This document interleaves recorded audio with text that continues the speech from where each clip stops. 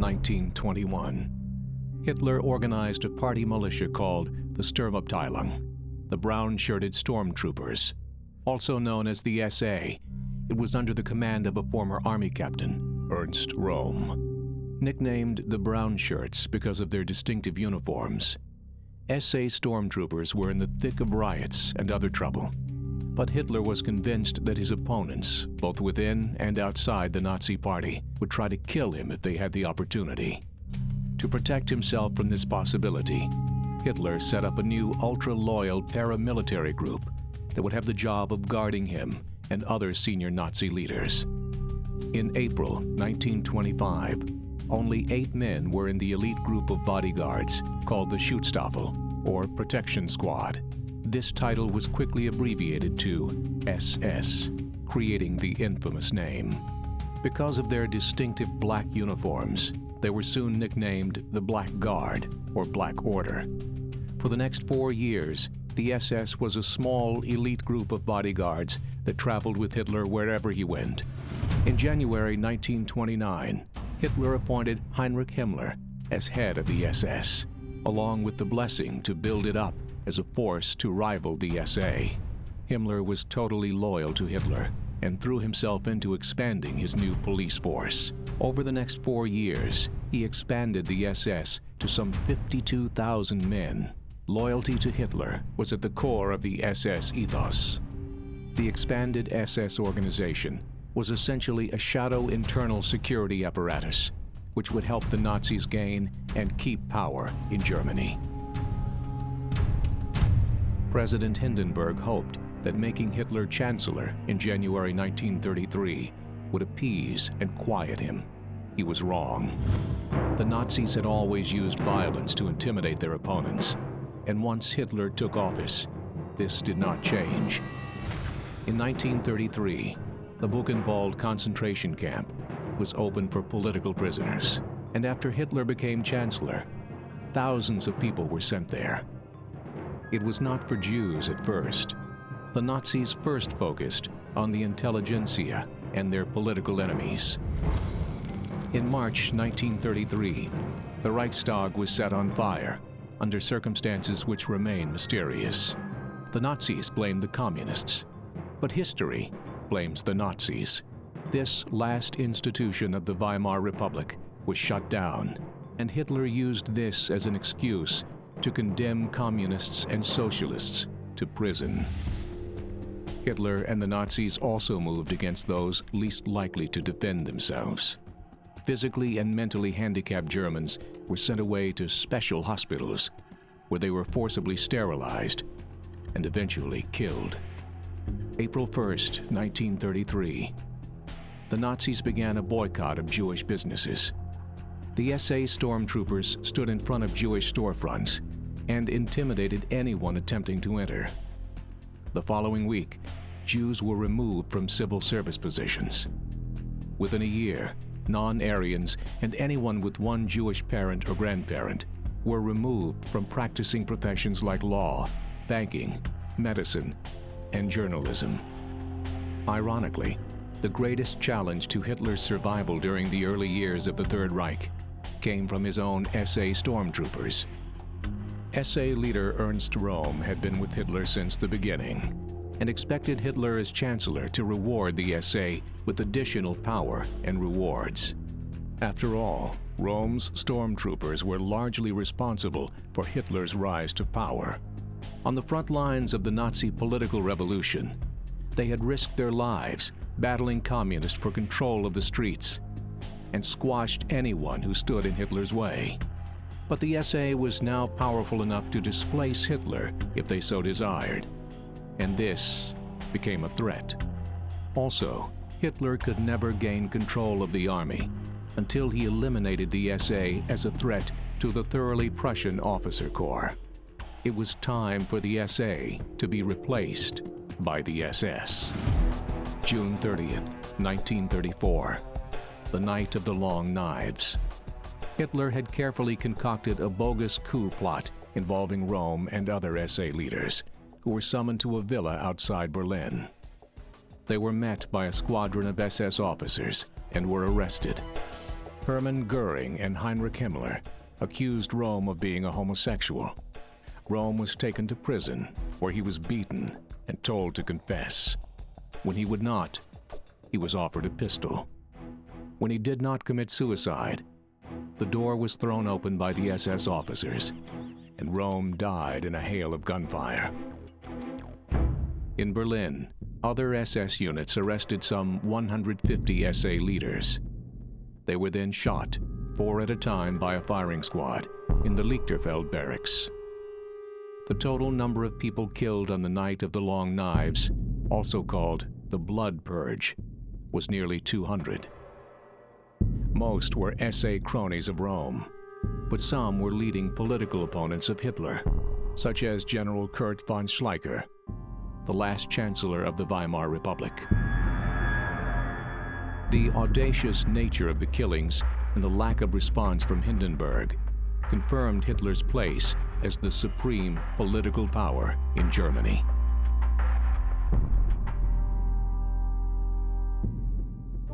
A few weeks after the purge, Hitler rewarded Himmler by raising the SS to independent status. No longer a part of the SA, Himmler would now answer only to Hitler. Absolutely loyal to Hitler, the SS would kill anyone on command and would become the Führer's personal instrument of terror, as well as a gigantic, fearsome military force. The German army generals, by condoning the blood purge, locked themselves in step with Hitler and began the long journey that would take them over the next 11 years to the brink of world conquest, and finally to the hanging docks at Nuremberg.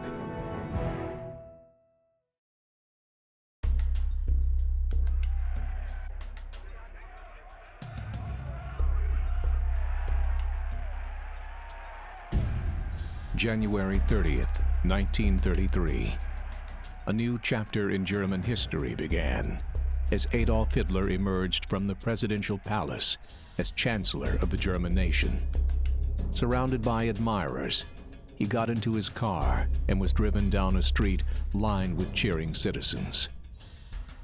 Nothing stood in between Hitler and his absolute power in Germany, except for 87-year-old German President Paul von Hindenburg, who now lay close to death in his country estate in East Prussia.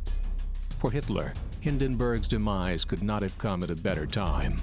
He had just broken the back of the rowdy brown shirts and cemented the support of the Army's general staff. Now, he just needed to resolve the issue of who would succeed Hindenburg as president. Hitler, of course, decided that he should succeed Hindenburg, but not as president. Instead, as Führer, or supreme leader of the German people. On August 2, 1934, the much-anticipated death of Hindenburg finally occurred. Within hours, the Nazi Reichstag announced that the office of president would be combined with that of chancellor. It was put into law that the supreme ruler of the German Reich would be Adolf Hitler. The people of Germany did not vote on this law. It was simply made so. Immediately after the announcement of the new Führer, the German officer corps and every individual soldier in the German army was made to swear a brand new oath of allegiance. I swear by God this sacred oath. I will render unconditional obedience to Adolf Hitler, the Führer of the German Reich and people, supreme commander of the armed forces, and will be ready as a brave soldier to risk my life at any time for this oath. This unprecedented oath was to Hitler personally, not to the German state or German constitution. All men in uniform, in accordance with their military code of honor, would now regard obedience to Hitler as a sacred duty. This would make the German army the personal instrument of Adolf Hitler.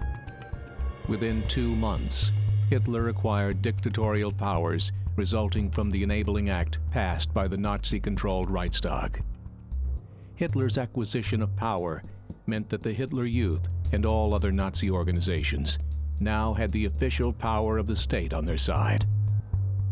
The period of Nazi Gleichschaltung, or forced coordination, immediately began. All German institutions and organizations were either Nazified or disbanded. Nur seine eigene Führung und seine eigenen Arbeit. Das Ausland hat dazu gar nichts beigetragen. Hitler Youth leader Baldur von Schirach now sought to Nazify all 400 of the other youth organizations, large and small, throughout Germany. Nun, meine Kameraden, seid ihr zum Abschluss eures Marsches hierher gekommen. Warum fließt dieser gewaltige Bekenntnismarsch des jungen Deutschland in Landsberg? Es soll Jahr für Jahr immer wieder der Jugend unseres Volkes hier klargemacht werden, dass es einst in unserem Volke möglich war, dass Deutschlands größter Sohn hier in Gefangenschaft saß. Der Führer gab uns aus der Einsamkeit dieser Zelle heraus einst das Buch Mein Kampf. Ihr sollt in eurem ganzen zukünftigen Leben aus diesem Buch die Kraft gewinnen, euren Kampf, den Kampf des deutschen Volkes, den Kampf der jungen Generation, den Kampf des Deutschlands der Zukunft führen zu können. Und wenn die Fahne der Jugend von hier wieder heimkehren, dann wird all das, was ihr in den langen Wochen eures Marsches empfunden habt, weiterleben, unvergänglich und unzerstörbar, wie die Symbole, die auf diese Fahnen geheftet sind. Unser Führer, unser geliebter Führer Adolf Hitler, Sieg heil!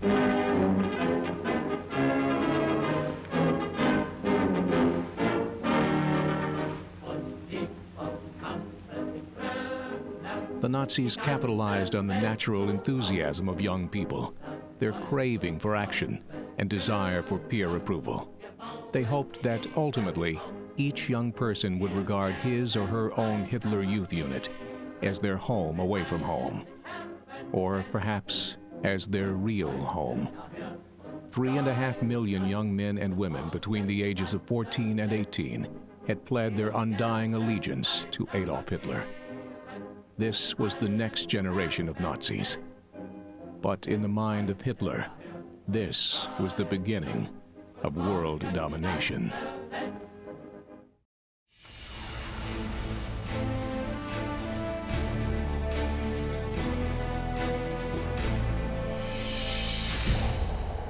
The Games of Nations had never before been such a huge event. Several guests raised their hands in greeting, in the Nazi fashion. It was unknown if this was due to reverence to the hosts or due to a misunderstanding. The explanation claimed that this was an official Olympic greeting. The carrying of the torch was also new. It would survive its empire. The organization was perfect. And with this, I open the Berlin Olympic Games. The dictator was thinking of everything except for the games themselves. Hitler in no way valued the whole thing. He had to be there on the first day officially. He didn't even want to go into the stadium.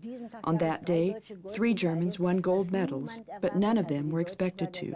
The Germans were seen as without a chance.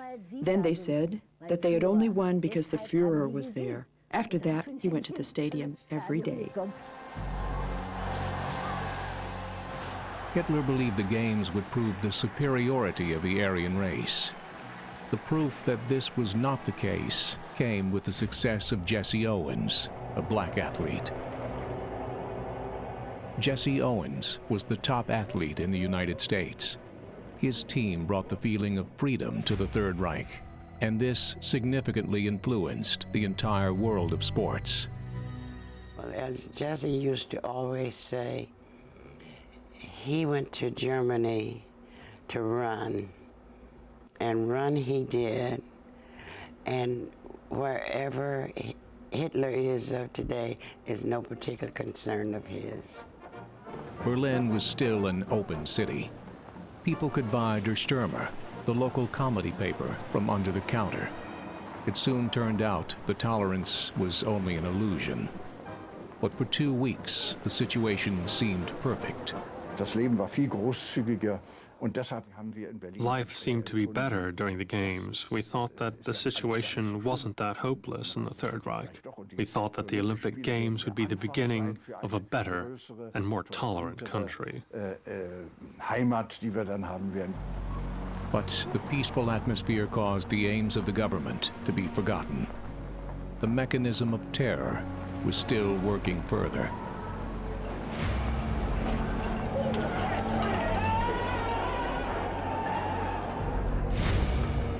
While the youth wondered about the clean Berlin,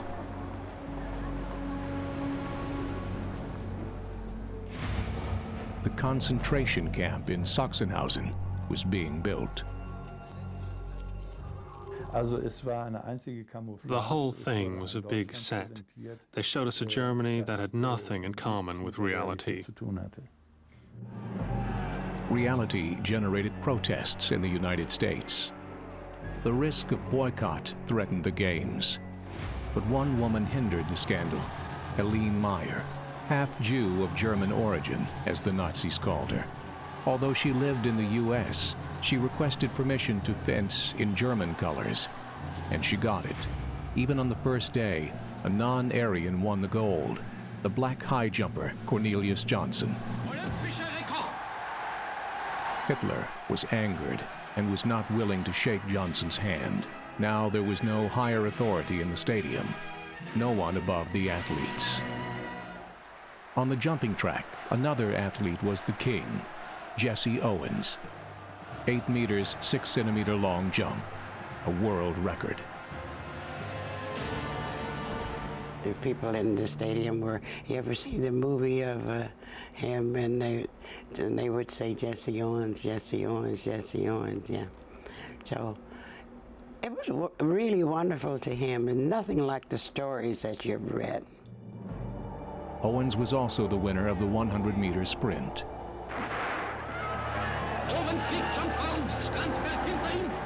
Owens in the lead, Strundberg behind him, Rosenberg closing in, and Jesse Owens wins the 100-meter sprint. Hitler was annoyed. By chance, I was standing just close to where Hitler was when the speaker announced that Jesse Owens had won the 100-meter sprint and had got the gold medal. At this, Hitler angrily pushed back his chair and stormed out past me with a very dark face.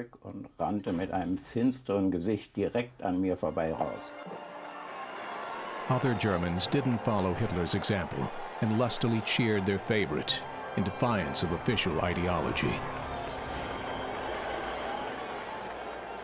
Daddy's most precious moment in Germany was to win the 4 medals that he won and to prove, I guess, to the world and to himself that he could do it. And because he was not of the super race, so they spoke, because he was a black man and a very proud black man. In the Olympic Village, the sportsmen were under supervision all day. Most of the servants were members of the Gestapo. Even letters were controlled. One of the letters addressed to Owens said that he should give back the gold medals in protest. He never received this letter. The Olympic Games also caused enthusiasm in the media. It was the first time for television to broadcast such a huge sports event. The reporters were more than willing to stand in front of the cameras.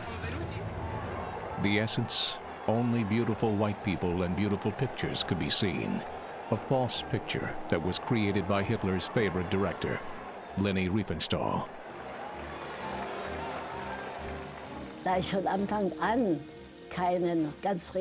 From the beginning on, I didn't want to make a totally realistic film, but a memorial to the spirit of the Olympic Games. So I had to create something that goes beyond sports. They always said that I make people look too nice. I did not create them, but God. The government used this. im Rückblick, als dann immer wieder. Only if we look back can we realize how much the Olympic Games were used for propaganda purposes, starting with the Crystal Night in '38, then later with the horrible war. Erst so recht gemerkt, was das für eine Propagandaschau war. Doves of peace above Berlin as Spain was bombed. On the first day of the Games, Hitler's Legion, the Condor, intervened in the South European Civil War, a dress rehearsal for a bigger war. Hitler gave the secret command during the Games. The new Nazi military, the Wehrmacht, shall be ready to go to war within 4 years. At the end of the Games, an illuminated dome. The same kind of lighting elements which would light up the skies for other reasons a few years later.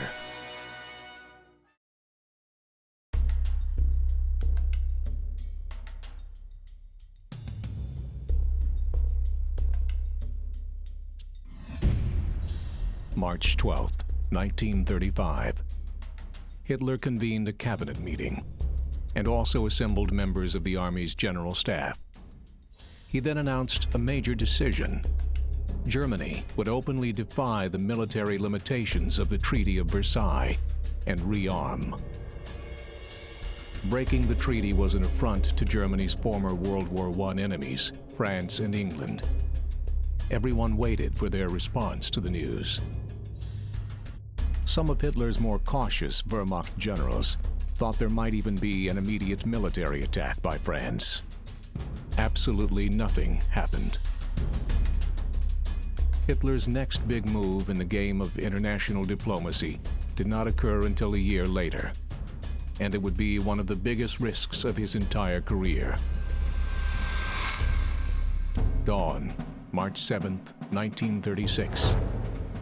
3 battalions of the Wehrmacht crossed the bridges over the Rhine and entered into the demilitarized industrial heartland of Germany, known as the Rhineland. This was another gross violation of the Treaty of Versailles. The whole world waited to see how the French and British would react. German troops entering the Rhineland even had orders to retreat across the Rhine bridges if the French army attacked.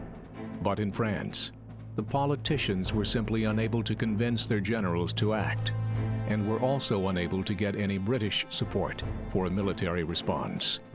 So they did nothing.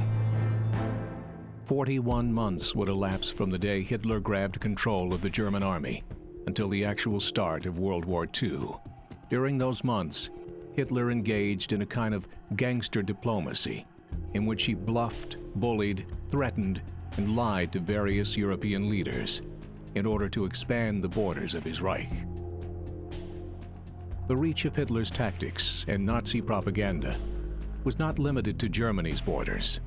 In the neighboring country of Austria, a swelling pro-Nazi sentiment began to call on the Austrian government to join the Third Reich. Austria's Chancellor, Kurt Schuschnigg, wished to remain autonomous, but was overthrown by the Austrian Nazi Party in a coup d'etat staged in Vienna.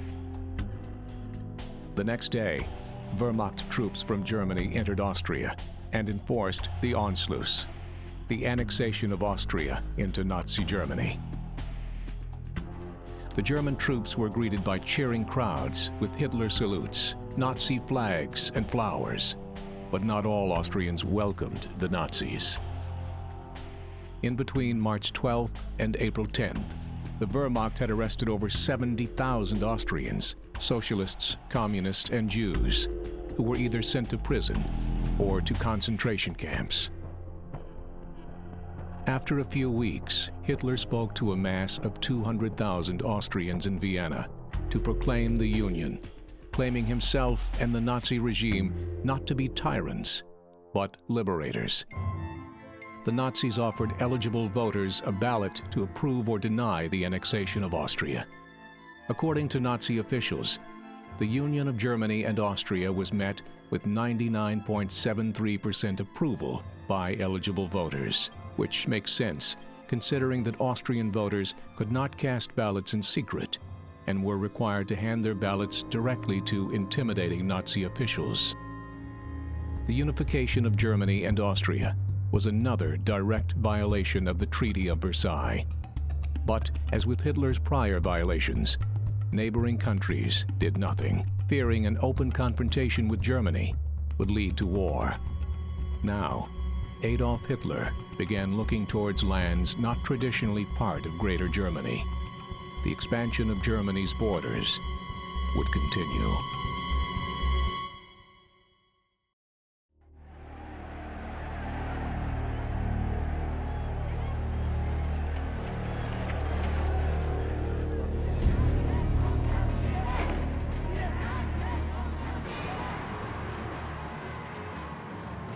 The last year of peace in Europe.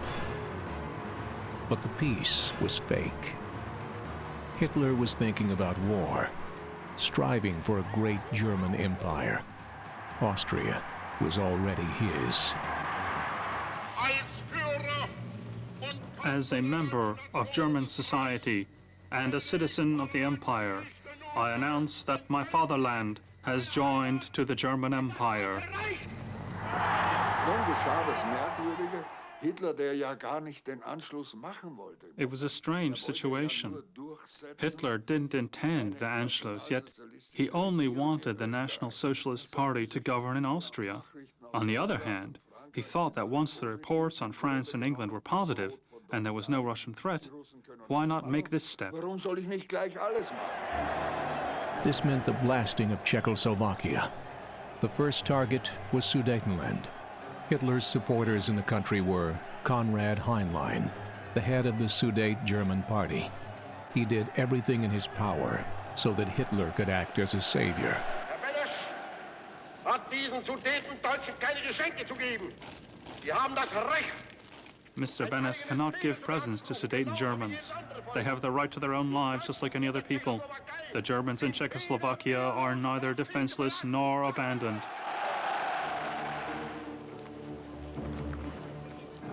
Eduard Beneš, the president of Czechoslovakia, had only limited possibilities. His compatriots ordered him not to promise anything to Heinlein's party. Beneš felt blackmailed. Any time the Czech government had accepted the conditions, the Germans in the Sudetenland came up with bigger and bigger demands so that no agreement could be signed. The horoscope of time, said Hitler, shows not peace, but war. But Western powers did not give up hope. I'm going to meet the German Chancellor because the situation seems to me to be one in which discussion between him and me may have useful consequences. My policy has always been to try to ensure peace. But Chamberlain's peace fight was in vain. Hitler supported the crisis. He demanded that Sudetenland be handed over to him. Czech soldiers and Sudete German armies were fighting bitterly. War seemed to be unavoidable. But the British and French were again ready to fulfill Hitler's demands. Prague had to accept. They felt betrayed by their leaders. They put more and more emphasis on their demands to have more weapons.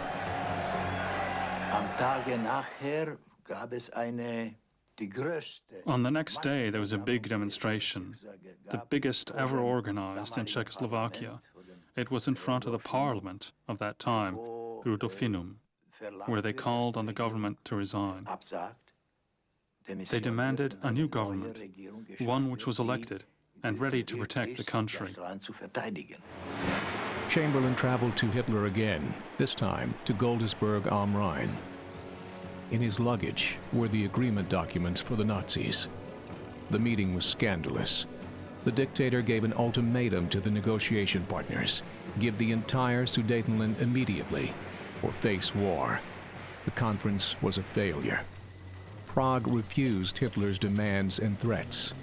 The Western Allies offered their help. Reservists joined the army. War was on the horizon. Hitler was playing with fear.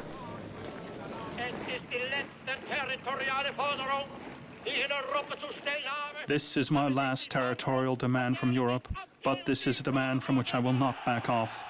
I must fulfill it. I have made an offer to Mr. Beneš.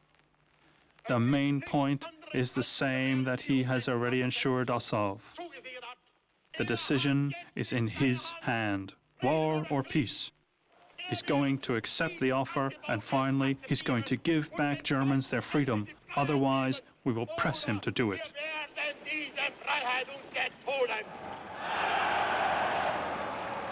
In Berlin, the leaders of the Wehrmacht were ready for the fight. But what Hitler did not know is that high-ranking military personnel were planning a coup. Their plan was to arrest Hitler when he gave the order to start the war. Some of them sought his death. They wanted to kill Hitler to prevent another war. And then the news which raised new hopes. Peace conference in Munich. With Mussolini's mediation, Hitler's point was softened. 2 dictators and 2 democrats. All 4 of them were celebrated. Only the Prague government was not invited to the negotiations, who were despised. There were negotiations on Mussolini's text, which were practically written by Hermann Göring. Hitler and the Nazis had gained the Sudetenland with almost no effort. At 1:30 in the morning, the future of Czechoslovakia had been decided. When we heard about the result of the Munich conference, we were all satisfied. This was true for the population as well, that we could avoid war in this way. Of course, we didn't know that Hitler's intentions were totally different from those as known by the public.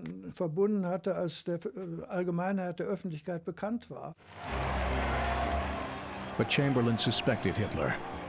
The contract in Munich was only a reprieve to buy time for armament, even when the contract was about peace.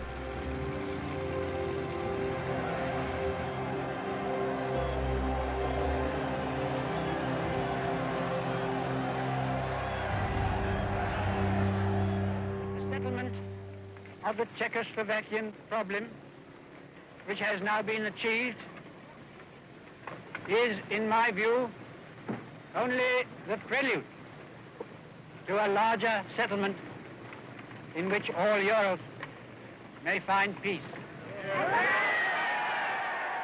Ein schrecklicher Verrat von Seiten unserer.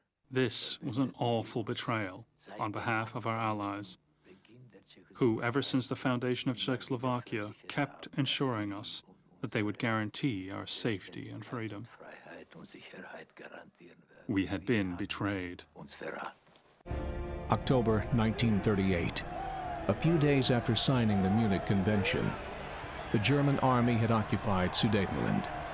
Hitler and his army rolled through the streets. Some cheered for the Nazis as liberators. Others were afraid of the future.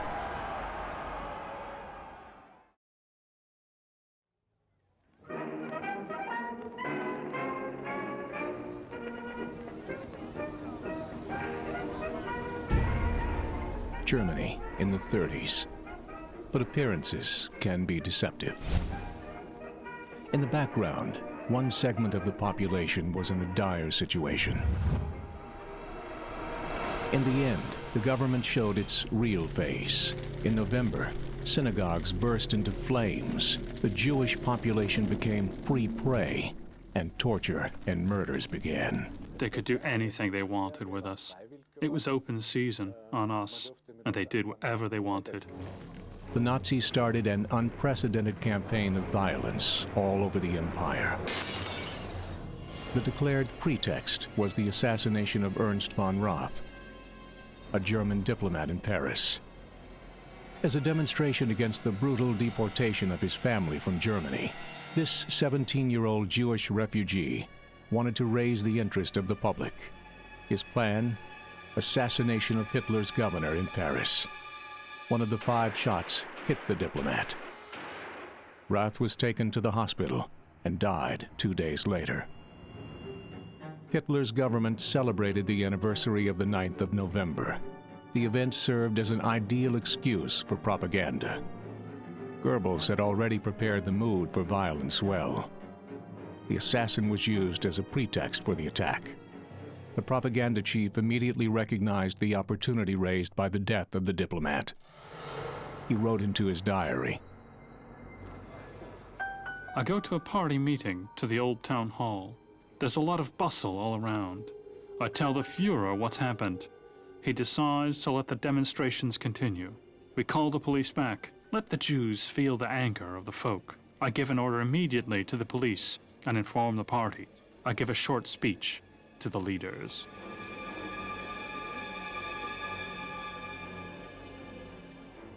The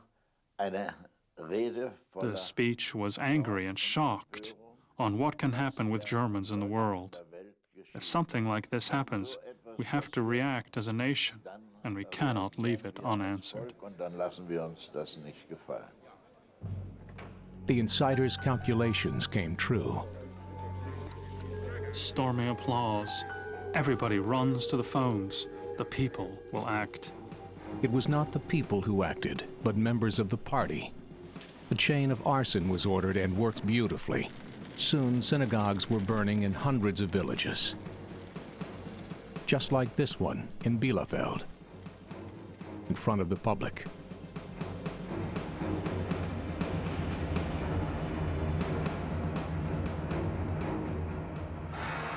The order was given to start the manhunt. And so the manhunt began. Und auf einmal klirrte das und die Schaufensterscheiben gingen zu Bruch. Suddenly I heard crashes and the glass of shopping windows laid broken on the ground. I had no idea what was happening. Then I recognized that Nazi crosses and Jewish stars had been painted on shop windows. Later I heard yells. I looked up and I saw that people were being thrown out of the building. Menschen aus dem Fenster gestoßen.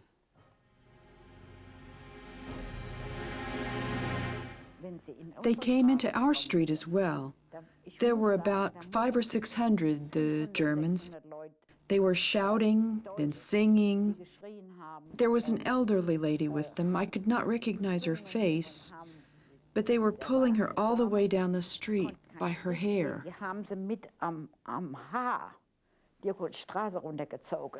The spontaneous public anger, as propaganda called it, was well-organized drama.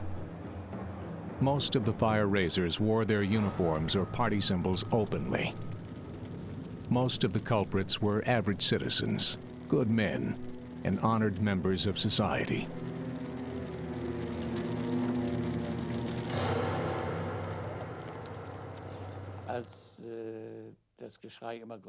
When the shouting was getting louder, my father went down to the shop. As he arrived to the stairs, we heard a shot. He only said, "This is all I heard.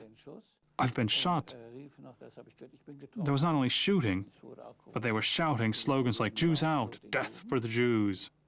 My father always said, "My parents and grandparents lived in this house. I'll never leave it alive." In the midst of chaos, people were shouting to my father, "You didn't want to come out alive. Now we will take you out dead."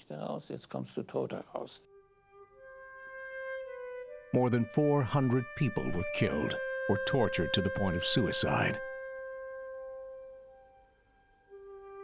More than 1,400 synagogues and 7,500 shops were plundered and destroyed. The reactions of the public alternated between participation in the pogrom to sympathy for the victims.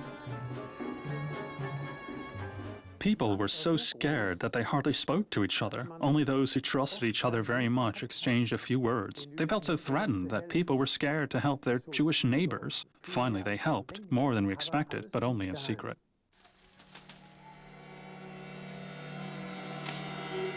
Die Menschlichkeit zerstört war. The human being was of no value. Plötzlich erfuhr Crime was suddenly tolerated. The government protected every sin, all crimes. Der Staat schützte jegliche Untat, jegliches Verbrechen. Seizure of property, arrests. All plans were carried out. The address lists were complete. The protectors of law worked systematically. Throughout the nation, police arrested mostly those Jewish men who were suspected to have some fortune. Hostage-taking, organized by the government.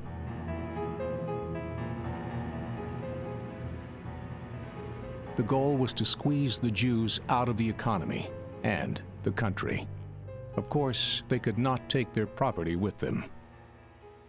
Sachsenhausen, Dachau, Buchenwald, the gates of social discrimination. Scenes of brutal blackmails. Those who agreed to forfeit their fortunes and were ready to leave the country were set free. Those who were able tried to get a visa. The target countries could only receive a limited number. Children had the greatest chance. Some of the neighboring countries were ready to receive them. Farewell for a lifetime. On the night of the pogrom, the government tried to see how far it could go and how long the tension could be increased in the future.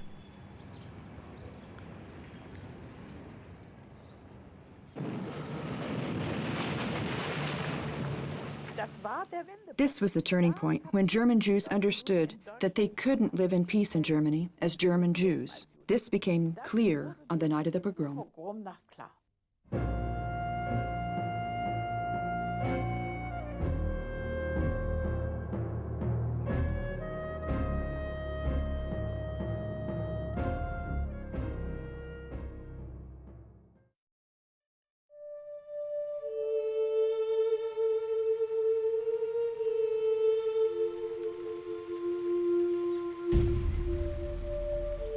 Warsaw at the end of the summer. Idyllic. Before the catastrophe. Warsaw Radio was broadcasting a piano concert. Wir haben ein wunderbares Steinway, groß Steinway, fantastisch. We had a beautiful Steinway, a huge, fantastic instrument. I was playing a concert. Suddenly the noise of bombing trickled in. I thought that it must be military practice. Unfortunately, it wasn't.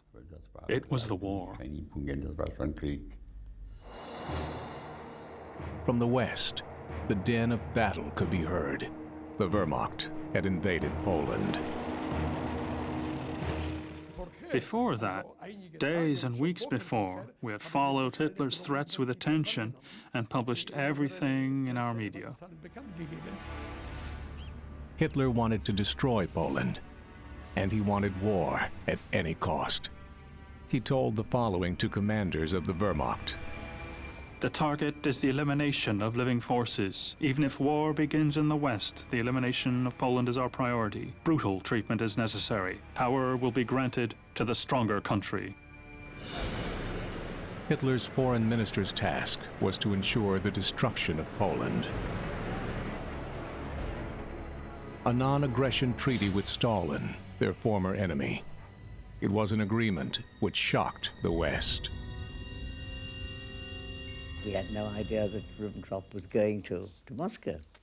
I mean, we knew that there had been contacts, but much, much less important ones, or at least at a much lower level.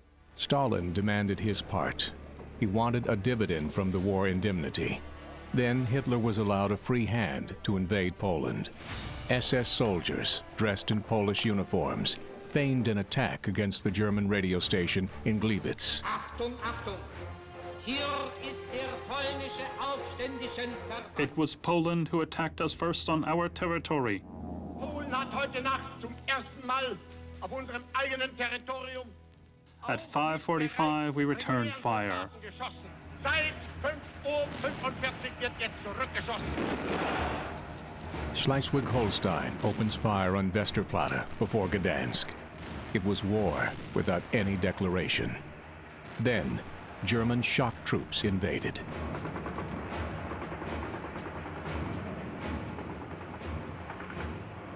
It was the same scene in many places. Trespassing, staged for the sake of propaganda. Dann wurden wir von einer Gruppe von On the order of the party, Soldaten we had to break the barrier. It had been pre-sawed and prepared. We pretended to make great efforts to break it in two. Fünftel durchgesägt, aber wir markierten dann also große Kraftanstrengungen, den Schlagbaum nun wirklich in zwei Teile zu zerlegen. Trespassing with consequences. Hitler underestimated the West. The British and French stood by their allies. September 3rd, Hitler's translator, Paul Schmidt, handed over Great Britain's declaration of war.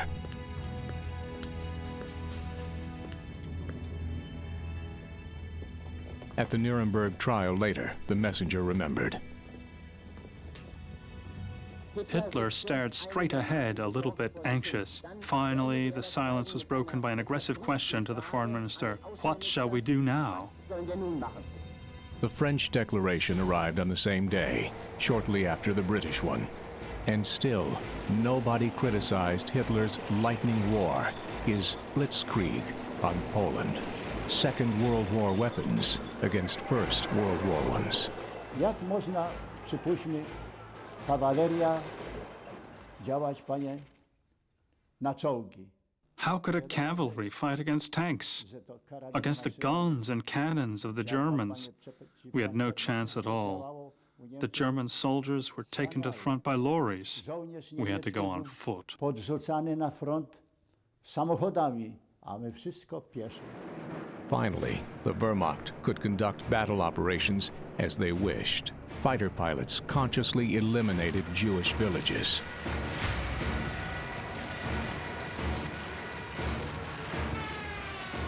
In the shadow of the war, terror against the civil population began. The Polish could survive Hitler's obsession, but only as slaves.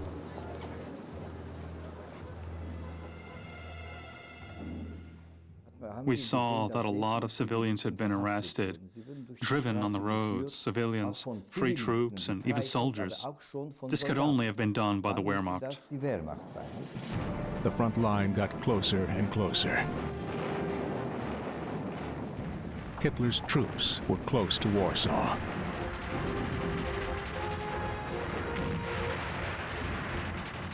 Wir haben keinen Augenblick gezweifelt, dass We never doubted that Poland was on its last leg.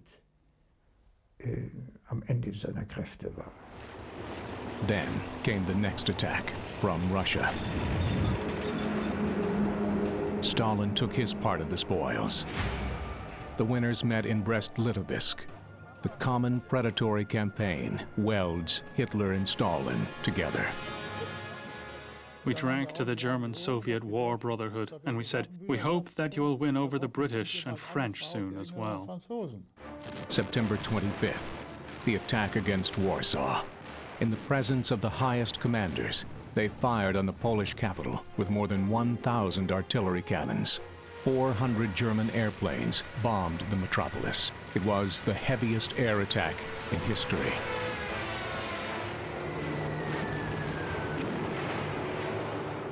Suddenly Stukas appeared. Bombs, machine guns, corpses. Then they disappeared. Hell in Warsaw. World War II had officially begun. My friend, who was an audio engineer, listened to my performance, Chopin, for about half an hour.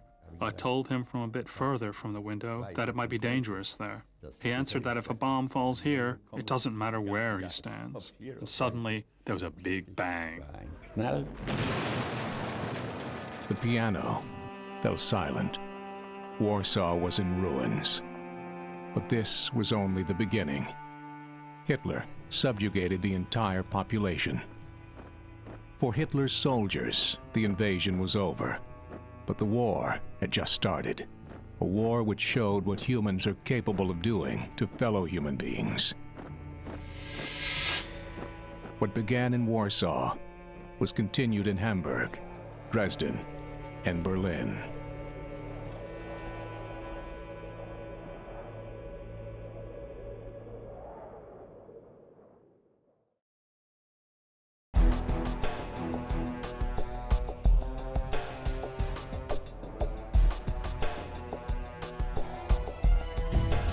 The half-hearted Allied efforts to help Poland resulted in not one single German division being diverted from Poland. There, for all its bravery, the Polish army, pitted against modern tanks and dive bombers, succumbed even more easily than the most pessimistic Allied staff officer dared imagine. The world was beginning to understand the meaning of the word blitzkrieg. With the surrender of Poland, the Allied war policy was to wait, either until their war potential matched the Wehrmacht before launching any offensive from French territory, or to pray for a miracle. Both were remote. December 1939, the German army hatched a plan to occupy Denmark, in conjunction with an operation against Norway. The stated strategic objectives were to forestall British intervention in Scandinavia and the Baltic, to provide security for the sources of Swedish iron ore, and to give the German Kriegsmarine and Luftwaffe exceptional positions for possible attack on the British Isles. On April 1st, Hitler approved the plans for Operation Weserübung, after having been assured that ice would not impede naval movements in the Baltic, and that flying conditions would be satisfactory. April 9th, 4:15 in the morning.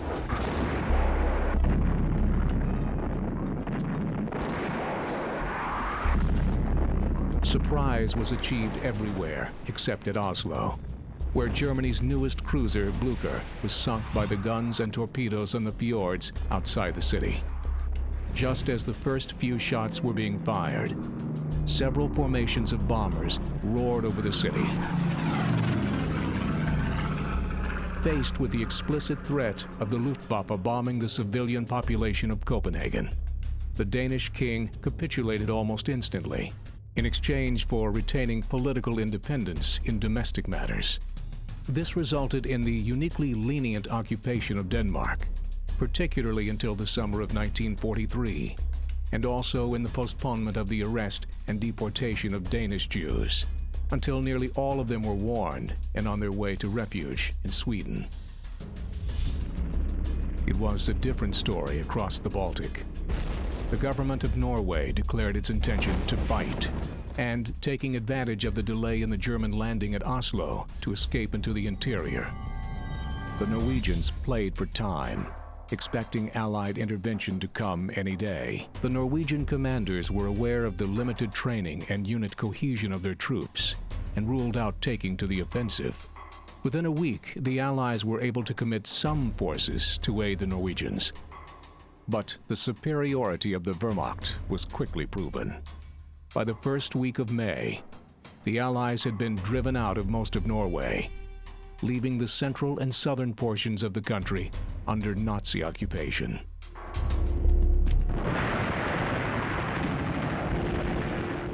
British counter-operations at sea were not much more successful, and the German Luftwaffe quickly demonstrated that air power, given the proper conditions, could neutralize superior sea power. At Narvik, nearly out of the striking range of the German Air Force, the situation was somewhat different. There, the British Navy moved in quickly and destroyed the 10 German warships there. By April 14th, after Allied troops had started landing, Hitler almost instructed the regiment at Narvik to withdraw into Sweden and to be interned. It took the combined efforts of the Army and Armed Forces High Command to dissuade him from withdrawing from Narvik, which would also have amounted to sacrificing the primary objective. The Narvik regiment was finally ordered to stage a skillful and stubborn defense, until early June, when the Allies, under the pressure of developments in France, decided to evacuate. June 9th. A day after the last Allied troops had sailed, the Norwegian army surrendered. Norway and Denmark were now included in the expanding Third Reich, but Hitler now had designs on much larger conquests.